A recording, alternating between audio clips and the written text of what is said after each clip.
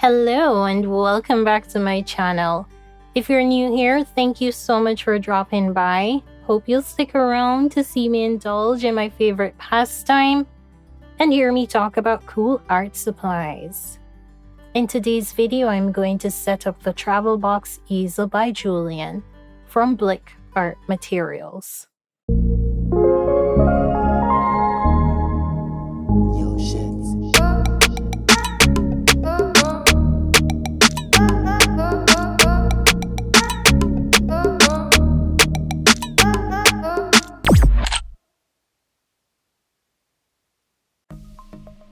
Okay, now let's get into it. My first impression is it's extremely light.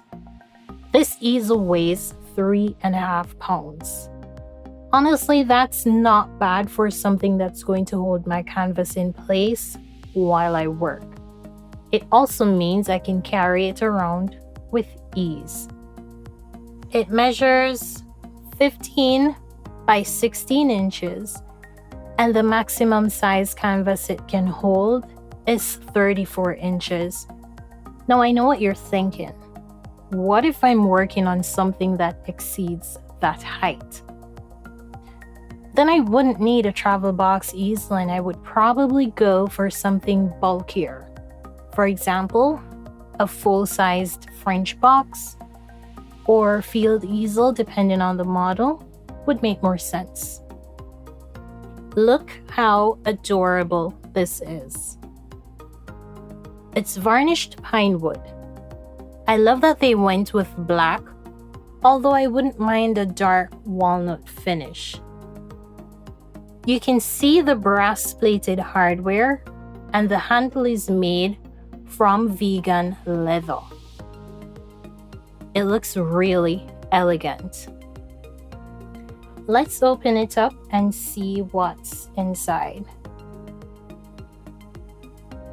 There are 2 pieces of T-shaped wood, a well-illustrated page with instructions, and a bag of screws.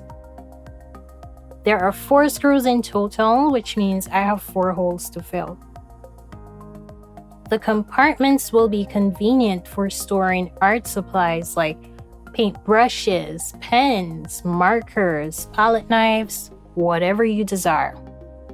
At the side, there are 2 metal hinges to help control the incline of the surface.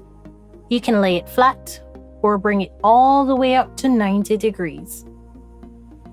I see 2 different sets of screws here. A has 2 rings, while B has only 1 ring for each screw. According to the assembly instructions, the screws that are labeled A are supposed to hold the hinges in place. I'm going to put these in now and tighten them.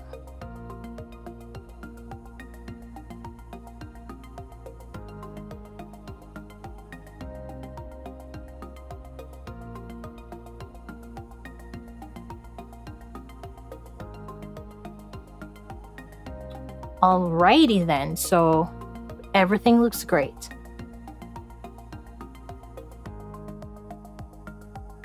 Moving on to the wooden bits that will provide support for the canvas. The wider piece will serve as the base, while the smaller one will go on top. So let me just slide it in so I can start screwing.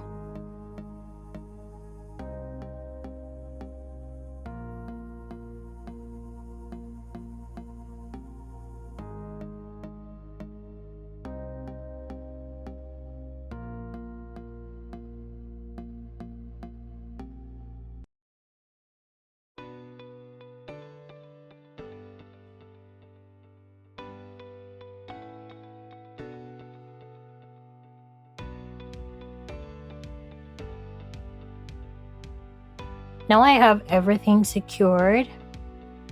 Let me show you how the incline can be adjusted. Simply loosen the screws, and when you get to a position that works for you, tighten them again.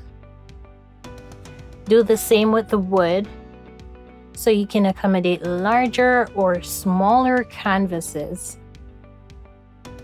This is how it looks.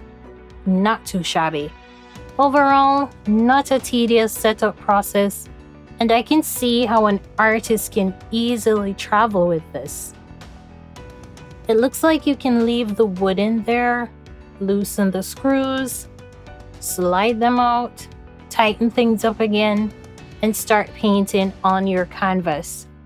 I think I'll prefer removing them completely and putting them back inside the briefcase. If it's a short distance, then I'll leave them as they are. Here it is with an 18 by 24 inch ampersand gesso board, which is one of my favorite surfaces to work on. This specific one has a 1.5 inch profile. It's not as light as the cradled canvas panels from Tara Fredericks, but I left it on there for about half a day or so, and the easel didn't budge. It's light but sturdy, which is great.